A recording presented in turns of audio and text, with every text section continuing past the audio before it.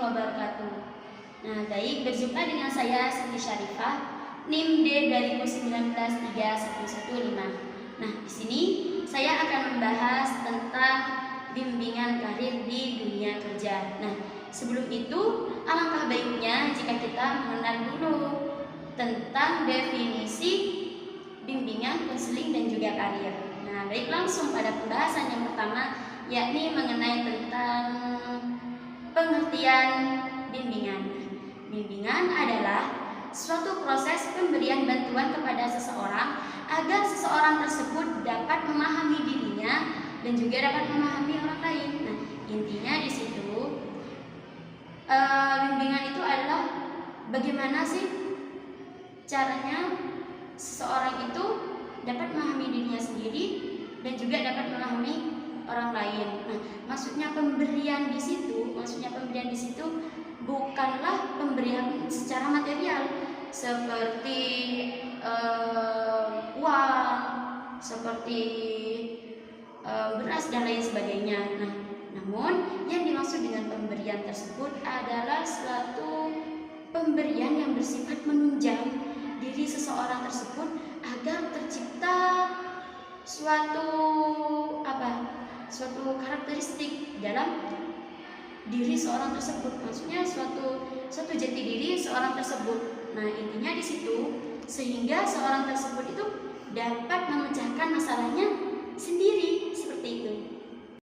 Baik, dilanjut kepada pembahasan yang kedua, yakni mengenai pengertian konseling. Nah, konseling adalah suatu proses yang terjadi dalam hubungan seorang profesional dengan individu yang mengalami masalah yang tak dapat diatasinya. Nah, jadi di mana konseling itu adalah sebuah proses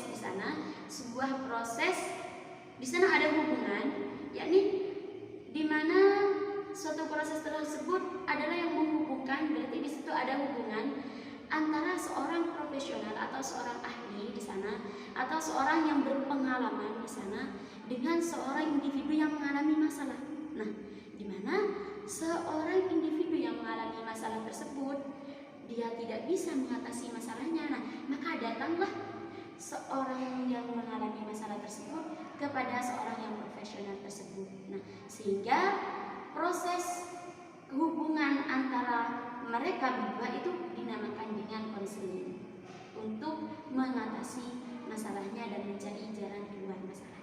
Baik, dilanjutkan kepada pembahasan yang ketiga, yakni mengenai pengertian karir. Nah, karir itu berasal dari bahasa Belanda, yaitu karya, yang artinya perkembangan kemajuan pekerjaan seseorang. Nah, tapi ketika dilihat dari KBBI Kamus Besar Bahasa Indonesia, maka karir itu didefinisikan sebagai perkembangan dan kemajuan dalam kehidupan seseorang, baik itu dalam kehidupan seorang ataupun dalam sebuah pekerjaan seorang ataupun juga dalam sebuah jabatan seorang. Nah, jadi ketika sudah berbicara tentang karir, pastinya di sana sudah merujuk pada sebuah pekerjaan atau profesi. Nah, jadi dari ketiga pengertian tersebut, yang pertama dari pengertian bimbingan, yang kedua dari pengertian konseling, dan yang ketiga dari pengertian karir. Nah, di situ dapat disimpulkan bahwasanya bimbingan dan konseling karir itu adalah suatu proses pemberian bantuan kepada individu yang mengalami masalah dalam pekerjaannya.